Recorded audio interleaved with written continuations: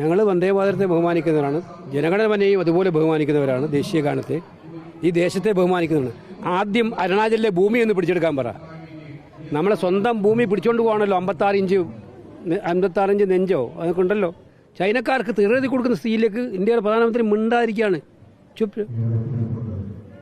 ഒരു പ്രാവശ്യം ചക്ക വീഴുമ്പോൾ മുയല ചെന്ന് ചോദിച്ചിട്ട് എല്ലാ പ്രാവശ്യവും ചക്ക വീഴത്തുമില്ല, മുയലത്തും ചാവത്തുമില്ല.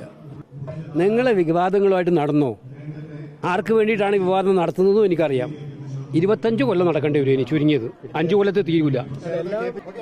ഈ വന്ദേമാതര വിവാദം ഇപ്പോഴിങ്ങനെ തുടർന്നുകൊണ്ടിരിക്കുകയാണ്. AICC ആസ്ഥാനത്ത് വന്ദേമാതരം പൂർണ്ണമായിട്ടും ചൊല്ലി എന്നുള്ളത് ഒരു ആയുധമായി ഉപയോഗിക്കുകയാണ് ഇപ്പോൾ BJP. എന്ത് ആയുധമായിട്ട് ഉപയോഗിച്ചാൽ എന്താ കാര്യം? അവർക്കെല്ലാം ആയുധമാണല്ലോ. വന്ദേമാതരായാലും സ്വാതന്ത്ര്യ സമരമായാലും ദേശീയ ഗാനമായാലും അവർക്കൊക്കെ എല്ലാം രാഷ്ട്രീയത്തിന് വേണ്ടിയിട്ടുള്ള ഒരു ഉപകരണമാണ്. ഞങ്ങൾക്കത് ഇമോഷണലാണ്, വൈകാരികമാണ്. അതാണ് വ്യത്യാസം. അല്ല, അങ്ങനെയാണെങ്കിൽ എന്തുകൊണ്ടാണ് കേരളത്തിൽ പൂർണ്ണമായിട്ട് ചൊല്ലണ്ട എന്നുള്ളൊരു നിലപാടെടുത്ത് മറ്റു സംസ്ഥാനങ്ങളിലൊക്കെ വന്ദേമാതരം പൂർണ്ണമായി ചൊല്ലി? കേരള സർക്കാർ എടുത്തതിന് കാരണങ്ങളുണ്ടാവും. കേരള സർക്കാരിന്റെ തീരുമാനം ശരിയായ തീരുമാനമാണെന്നാണ് എൻ്റെ അഭിപ്രായം. അല്ല, അതൊരു ആശയവിനിമയത്തിന്റെ പ്രശ്നമാണ്. നിങ്ങൾക്ക് കോൺഗ്രസിന് ഇതിനകത്ത് വ്യക്തമായ നിലപാടുണ്ട്. മഹാത്മാഗാന്ധിയോട് ആലോചിച്ച് പണ്ഡിറ്റ് ജവഹർലാൽ നെഹ്റുവും രവീന്ദ്രനാഥ ടാഗോറും കൂടി ഉൾപ്പെട്ടിട്ടാണ് ഈ വന്ദേമാതരം ഉണ്ടായത്. ആ വന്ദേമാതരത്തെ വിഭാഗീയ അജണ്ടയ്ക്ക് വേണ്ടി ഉപയോഗിക്കാൻ വേണ്ടി ഈ ബഹളത്തിനിടയിൽ പാസ്സാക്കിയെടുത്തതാണ് അവരുടെ ബില്ല്. ഞങ്ങൾ വന്ദേമാതരത്തെ ബഹുമാനിക്കുന്നവരാണ്.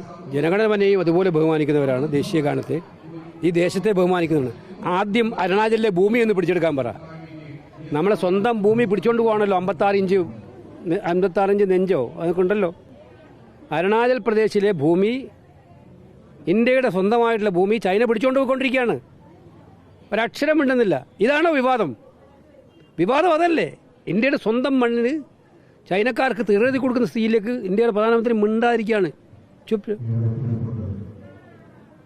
ഈ വിഷയം ഒക്കെ മാറ്റണം. ഈ നാട്ടിലെ വിദ്യാർത്ഥികൾക്ക് നേരെ പെല്ലറ്റ് ഗൺ ഉപയോഗിച്ച് വിഷയം മാറ്റണം. അയോധ്യ രാമക്ഷേത്രത്തിലെ ചന്ദാചോരി വിഷയം ചർച്ച ചെയ്യപ്പെടാതിരിക്കണം. അതിനുവേണ്ടി ഉണ്ടാക്കുന്ന ഈ വിവാദങ്ങളൊന്നും പെടാൻ ഞങ്ങളാരും ഒരുക്കുകയല്ല. മനഃപൂർവ്വം യഥാർത്ഥ വിഷയങ്ങളിൽ നിന്നും മാറ്റിയിട്ട് ജനങ്ങളെ വർഗീയതയുടെയും ജാതിയുടെയും ഇക്കിളിപ്പെടുത്തുന്ന വികാരങ്ങളെ കൊണ്ടുപോകാനുള്ള പരിശ്രമമാണ് അവർ നടത്തുന്നത്. അത് ജയിക്കൂല അവർ. ഒരു പ്രാവശ്യം ചക്ക വീഴുമ്പോൾ മുയല ചെന്ന് ചോദിച്ചിട്ട് എല്ലാ പ്രാവശ്യവും ചക്ക വീഴത്തുമില്ല, മുയലത്തും ചാവത്തുമില്ല.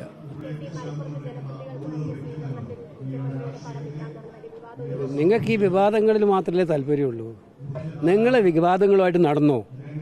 ആർക്ക് വേണ്ടിയിട്ടാണ് വിവാദം നടത്തുന്നതും എനിക്കറിയാം. 25 കൊല്ലം നടക്കേണ്ടി വരും. ഇനി ചുരുങ്ങിയത് 5 കൊല്ലത്ത് തീരൂല.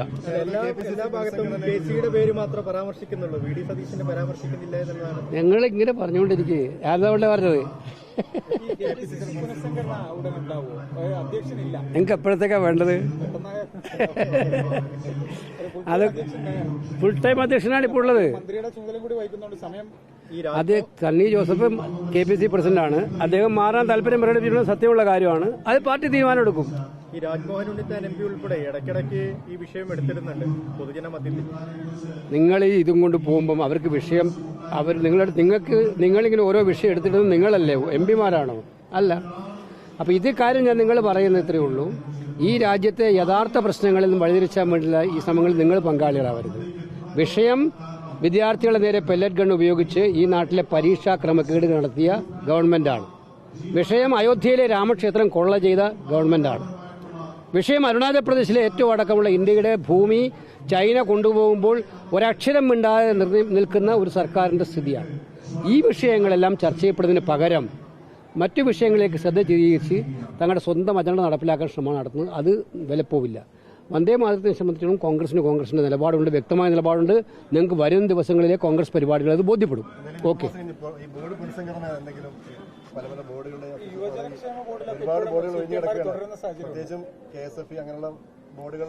അല്ല അതിലൊക്കെ പാർട്ടി ഗൗരവതരമായിട്ടുള്ള ഒരു പ്രയോറിറ്റി കൊടുക്കും കേട്ടോ. 4 കോടി രൂപ കിട്ടി കണക്കില്ലാന്നൊക്കെ പറയുന്നുണ്ട്. അപ്പോൾ അത്രയും ഫണ്ടൊക്കെ BJP മണ്ഡലങ്ങളിൽ ഉപയോഗിച്ചു എന്നുള്ള ഒരു വിവരം കൂടി വരുന്നു. അത് നിങ്ങൾക്ക് ഇപ്പോഴാണ് ബോധ്യപ്പെടുന്നത്. സ്റ്റാർ മണ്ഡലങ്ങൾ എന്നൊക്കെ പറഞ്ഞ് കരുനാപ്പള്ളി അതിന്റെ ഭാഗമാണെന്ന് തോന്നുന്നു. എനിക്ക് സ്റ്റാർ മണ്ഡലമായിരുന്നു അല്ലേ? സ്റ്റാർ മണ്ഡലങ്ങളിൽ പ്രത്യേക ക്ലാസിഫിക്കേഷനോടെയാണ് അവർ കൊടുത്തത്. ഞങ്ങളിത് പറഞ്ഞുകൊണ്ടിരിക്കുമ്പോൾ നിങ്ങളാരും കെടുത്തില്ലല്ലോ. അപ്പോൾ അവർ ഉപയോഗിക്കുന്നത് സത്യത്തിൽ കഴിഞ്ഞ ഇപ്പം ഓരോ സന്ദർഭത്തിലും നമ്മൾ മനസ്സിലാക്കേണ്ടത് ഈ രാജ്യത്ത് 12 കൊല്ലം ഭരിച്ചിട്ട് നടത്തിയ ഏറ്റവും വലിയ അഴിമതികളാണ്. അത് അവരുടെ സ്ഥാനാർത്ഥികൾക്ക് പണം ഒഴുക്കി കൊടുക്കാൻ ശ്രമമായിട്ട് ഉപയോഗിക്കുകയാണ് അവർ ചെയ്യുന്നത്. പക്ഷെ അതെല്ലാം ജനം തിരസ്കരിച്ചല്ലോ. പണം കൊണ്ട് മാത്രം ഇലക്ഷൻ ജയിക്കാൻ പറ്റില്ല എന്നുള്ളത് ബോധ്യപ്പെട്ട ഇലക്ഷനല്ലേ ഈ കഴിഞ്ഞ നിയമസഭാ ഇലക്ഷൻ.